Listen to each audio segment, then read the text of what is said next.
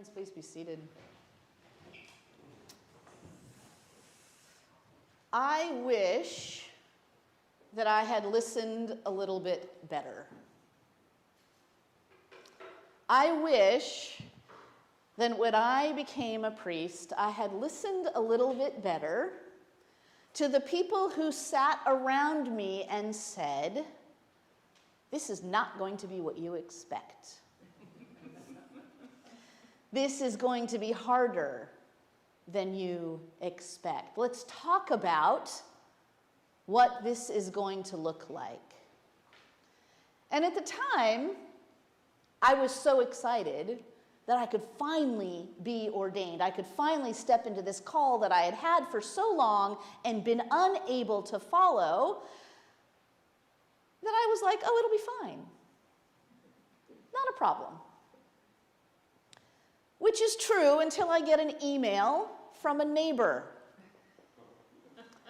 who is very upset because one of the folks who is a regular sleeper around our church, one of our neighbors, someone who I consider a member of this church, had a bad day. And when she was using the water that we make available to all of our neighbors, he was feeling a bit possessive and chewed her out in the most unpleasant of terms. I know it was unpleasant because I have been on the receiving end of his anger and his flare-ups. She doesn't know who this person is. I am guessing who this person is because I've had this experience. And she was angry, rightly angry. Angry that as a church, we keep sheltering somebody who makes her and her family feel unsafe. Simply by walking by our building, she feels unsafe. And you know what? That's fair. I think many of us have experienced what it's like to feel unsafe walking down the street. Maybe it's because we lived in a neighborhood as a female where people feel free to give catcalls. I've been in places like that. Maybe it's because we know that that person who is dirty and smelly is probably going to ask us for money and we just don't feel like making eye contact and dealing with the guilt of not giving them money, and so we cross to the other side. Maybe the person is yelling and screaming and throwing things, and it really does feel unsafe. We all know what that feels like. And I suspect also many of us know what it feels like to be looked at as someone who is probably unsafe. We have had moments when in our most beloved of relationships, we have lost our tempers. And the people around us are like, backing away, walking away right now. We have had moments when people are afraid that we're going to say something mean or cruel or dismissive. It's not hard for the people around us to sometimes feel unsafe. It's not hard to be a person that people might just not want to be around for a moment. We're inconsistent, we're unreliable, we're temperamental. There's so many things. And maybe we know what it's like to be looked at a little bit strangely, to be looked at as if you're dangerous. I admit that when I first started here, I really wasn't actually all that nice to the people who slept around our building. Frankly, I found it irritating. They left a lot of trash, and I understood in my head, as a Christian, I am obligated to care for them. They're my neighbors, but seriously, if they could stop leaving their trash on the porch, if they could stop blocking the front door, and if they could please stop using the size of our building as a bathroom. And it came out in how I treated people. Instead of coming up to the front door when I would unlock and say, hello, good morning, hey, it's time to get up, I'd walk up and already in an irritated tone of voice, I would say, it's 9, you're supposed to be off the porch. Yes, you can come in for water, but you need to get your stuff off the porch. And I did that for a while. I would go back and forth, sometimes nicer, sometimes not. Yes, providing water, yes, letting people come in on occasion, but my irritation and frustration was not particularly well masked. And then somebody who was running a ministry in this church started picking fights with some of the people around. One person in particular, they would have a lot of conflict, and they started to ask me, you need to get rid of them. You need to get rid of these people. They are angry, they are hostile, and I would point out, well, you know, you're kind of escalating the problem here, right? And that didn't matter. They felt unsafe, it was dangerous. And they asked me to do some things that I was very uncomfortable with doing. I wasn't ready to say to the people around us, you need to leave, you need to go. But I then realized something else. He may have been picking fights with the people around us, but I wasn't a whole lot nicer. Just because I wasn't escalating the situation, I was starting the conversation with irritation and frustration, and I was making it pretty clear. And that's the point I stopped, and I had a moment that I wouldn't describe as a mountaintop moment, because we think that mountaintop moments are supposed to be filled with light and glory and love and illumination, but it was a moment when I recognized what Moses and Elijah are probably telling to Jesus about what is going to happen as he goes into Jerusalem. This story begins with Jesus having told, we're reminded that Jesus had just told his disciples that he was going to Jerusalem, and he talked about his death and resurrection, and if you remember Peter's response to that, it was not all that great. Oh, no, Jesus, you can't talk about that. We don't talk about suffering and death. And Jesus turns around to Peter and says, get behind me, Satan. Not what you want to hear from your teacher. Jesus, having just told them about his death and resurrection, goes to pray. Because when we know what is coming before us, when we have a sense of the pain and the suffering that is going to come before us, prayer is a pretty good response.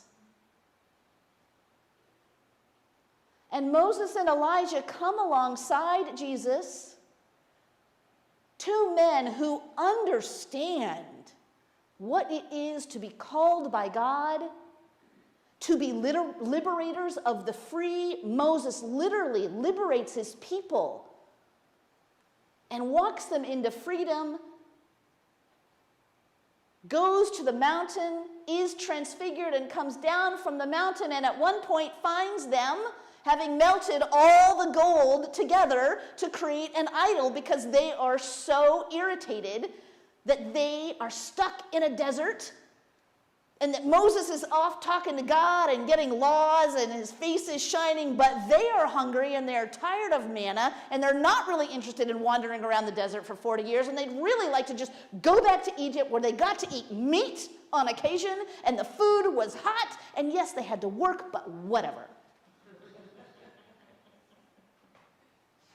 Moses knows what it feels like to have moments when neighbors send letters and they're like, you got to stop this. This isn't what makes our neighborhood feel safe. This isn't being a neighborhood at all. And Moses is like, well, it kind of is. Elijah, my friends and I used to joke in college about making the anti-precious moments Bible. Because the stories of Elijah are not things that should ever go in any Precious Moments Bible. He does all sorts of crazy and weird things, and he is always stuck out in the desert, wearing hair shirts and eating bugs because he's not welcome. So these two men have a conversation with Jesus. I would have loved to hear that conversation, and I would have loved if Moses and Elijah had come alongside me at one point and said, okay, so Maria, let's just talk. Because it's hard to receive a letter from a neighbor, because I want all the neighbors to love what we do. It's also hard for me to recognize that sometimes I'm just not particularly nice, and that my treatment of the neighbors that live around us is sometimes only just a little bit different than that letter or picking a fight. That's why we open the church now 2 days a week. Because I was like, oh no, I can't, I have to do something different. I cannot do what is being asked of me. I cannot even describe to you how I felt. It was this visceral, I cannot do this. And it took me a while to recognize, well, what can I do? I know that what I am being asked to do is wrong. It is profoundly disrespectful of this person that I may be grouchy at, but I've kind of come to like a little bit. I cannot ask him to go. I cannot ask them to go. What can we do? And so we open the church 2 days a week. Sometimes we have 8, 9, 10 people, and sometimes we've got one. But we open it because we are neighbors. Because what we do on Sunday, when we gather together, when we read the scriptures, when we eat together, and then when we go out, that thing that we do on Sundays is what we should be doing all the time. That's why we do this on Sundays, because it helps us practice, learn in our bodies and how we stand and sit and sing together and pray together and listen to one another. It helps us practice what it means to be a Christian every day, all the time. And one of the things that we can do is we can make sure that people have a place to come to gather. They can read scripture, they can read a book, they can talk with one another, they can come in and pray, they can sit and sit out in the tables out there, they can rest on the pews. Lots of people take naps on our pews out there. They can eat, we provide food.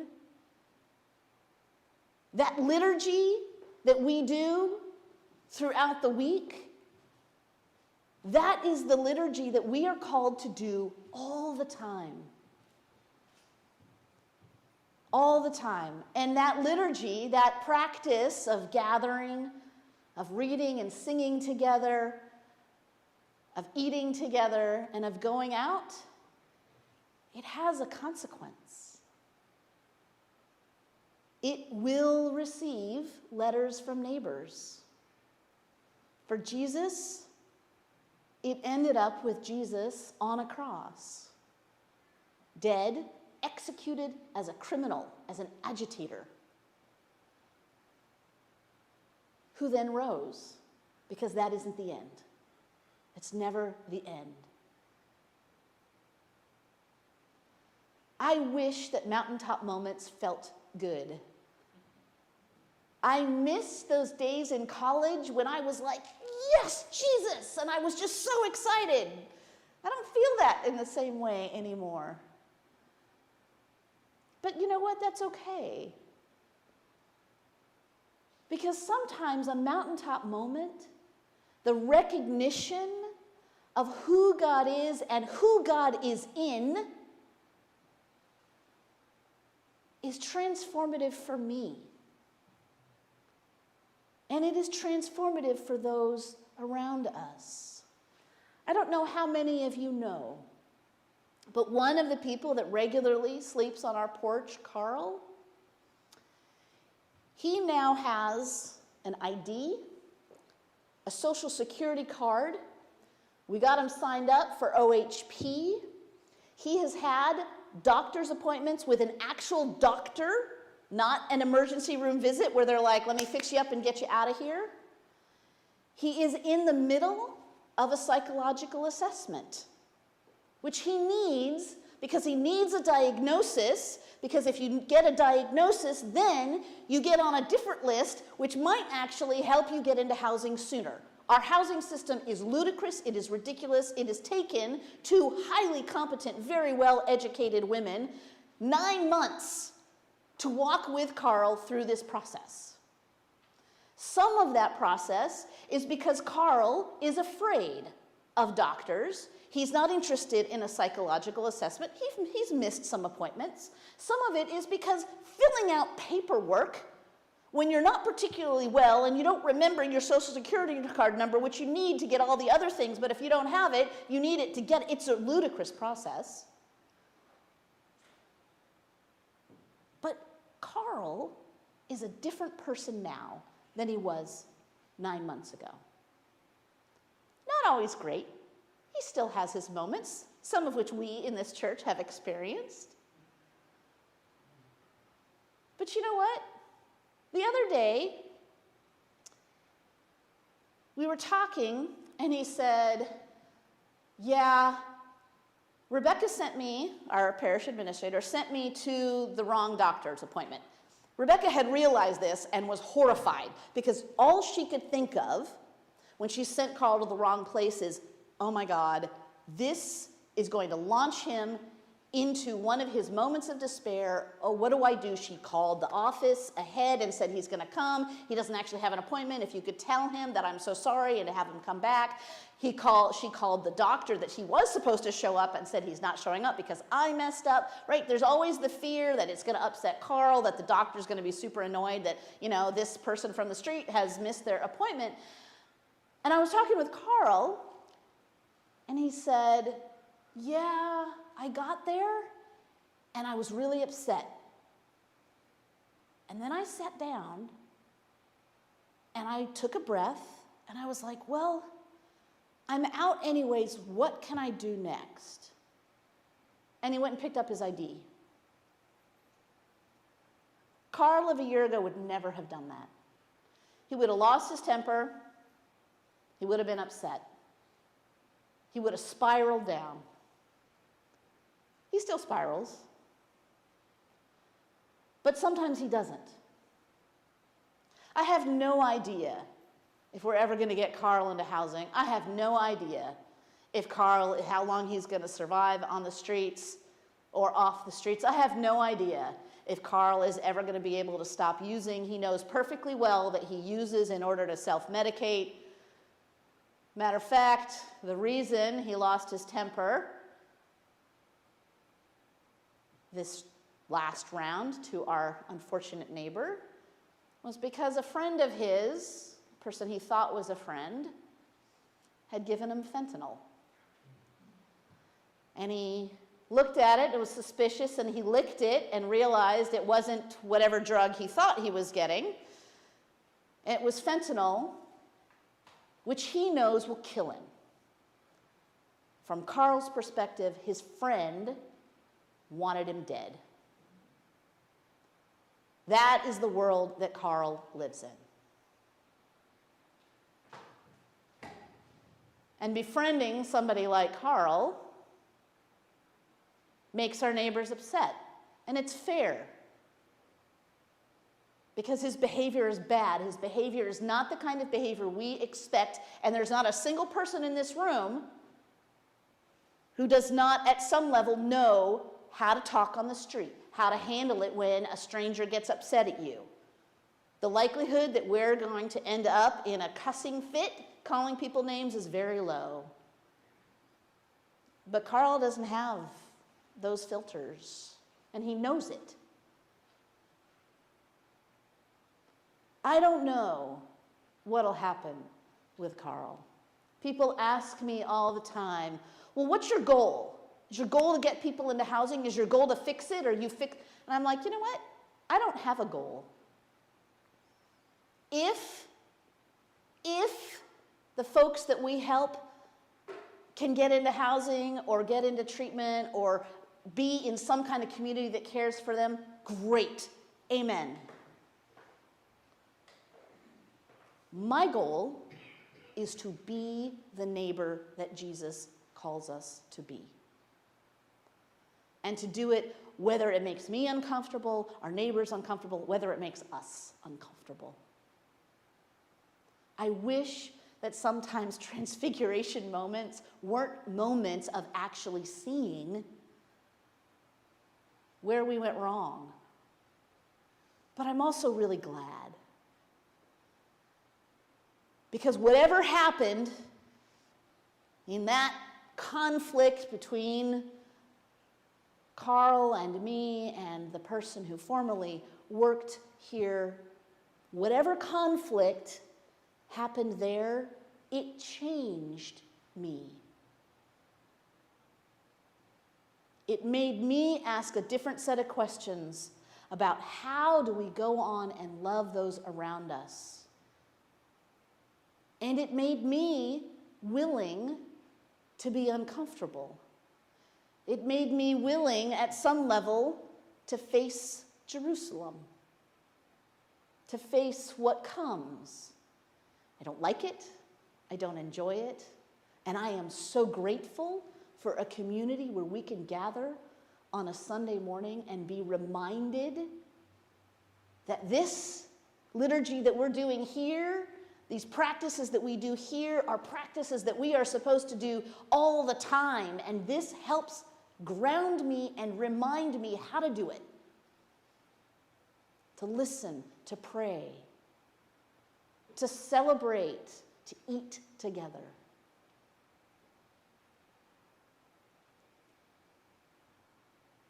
Whatever your moment, your transfiguration moment is, reflect on that. Sit with it.